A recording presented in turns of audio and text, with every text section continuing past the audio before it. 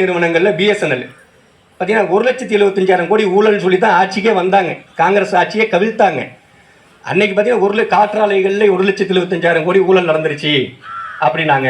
அதுக்கு மன்மோகன் சிங் ஆட்சி தான் காரணம்னாங்க. ஆட்சியை ஊழல் குற்றச்சாட்டை சொன்னாங்க.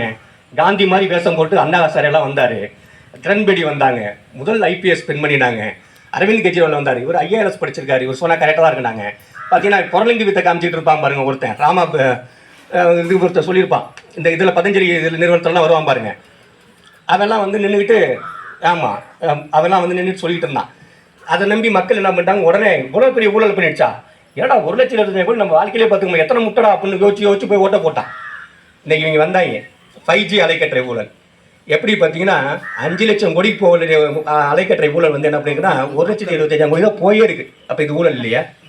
அன்னைக்கு ஏர்செல்ல எல்லா இடத்துலையும் வச்சுட்டு 10 ரூபாய்க்கு ரீசார்ஜ் பண்ணிவிட்டு 9 ரூபாய்க்கு நம்ம பேசுவோம்.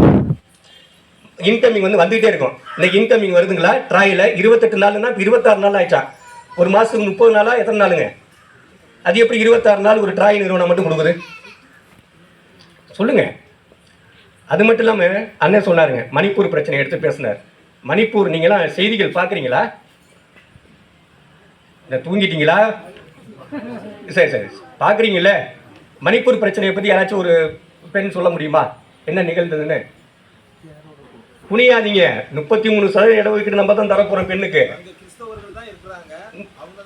33% இடஒதுக்கீடு தரப்போகிறோம். அங்கே ஒரு பெண் குழந்தை 8 வயசு ஒரு பெண் குழந்தை பேசுது. இது என்னுடைய அழகான மாநிலம் மணிப்பூர். இங்கே வந்து பார்த்தீங்கன்னா நாங்கள் இயற்கை வளத்தோடு வாழ்ந்தோம், தேன் எடுத்தோம், விலங்குகள்கிட்ட வந்து அன்பு பரிமாறினோம். இந்த பார்த்தீங்கன்னா எங்களுடைய வாழ்க்கை காற்றோடு இயந்தது தான். நாங்கள் நிம்மதியோடு வாழ்ந்தோம். தேவாலயங்கள் இருந்தது, எங்களுக்கு நீதி போதிச்சது, எங்களுக்கு பள்ளிக்கூடங்களை கட்டி கொடுத்தது, நாங்கள் வந்து படித்தோம். எல்லா இடங்கள்லையும் போய் நாங்கள் வந்து வெளிநாடுகள் போனோம், உள்நாட்டில் வேலை வாய்ப்புக்கு போனோம், என் சமூகத்தை முன்னேற்றம் கொண்டு வந்தான்னு சொன்னான். அங்கே என்ன பண்ணான் இவன்?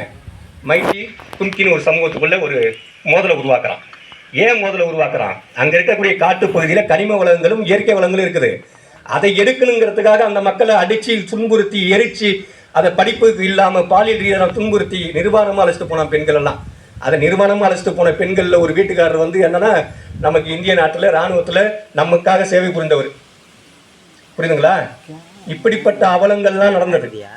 சரி, அது மட்டும்தான் நினைச்சிங்களா? எவ்வளோ ஊழல் ஊழல் ஊழல் பேசுனீங்களே. இன்னைக்கு சொன்னார் கருப்பு பணத்தை மீட்டு இங்கே கொண்டு வரேனார். என்னைக்காச்சும் ஒரு பணத்தை கொண்டு வந்தாரா? நம்மள்ட்ட இருந்த பேங்க்ல இருக்க பணத்தில் மினிமம் பேலன்ஸ் இல்லை, எஸ்எம்எஸ் அனுப்புகிறேன் உங்களுக்கு, ஏடிஎம் திறந்து வச்சுருங்க, எல்லாத்தையும் பிடிக்கிட்டு போயிட்டார். கொஞ்சம் நேரமாச்சு ஏடிஎம்ல போய் ஏசி காத்துல 5,000 10,000 எடுத்துக்கிட்டு இருந்தோம். இப்போ ஏடிஎம்ல பணமே வரல, வெறும் காத்து தான் இருக்கு. உண்மைதானே? மினிமம் பேலன்ஸ்லேருந்து பணத்தை கொடுக்குறாங்க. வெறும் 1000 ரூபா முதியோர் பென்ஷன் வாங்கிட்டு இருந்தாங்க. அதில் போய் பார்த்தா 1000 ரூபா தான் வந்திருக்குது, மினிமம் பேலன்ஸ் எடுத்துக்கிட்டோம் அப்படின்னு சொல்லிட்டு 2 மாதம் போனால் அந்த அம்மா போய் பார்க்குது, ஒன்றுமே இல்லைங்கிறான். நீ பணத்தை கொடுத்துட்டு போ.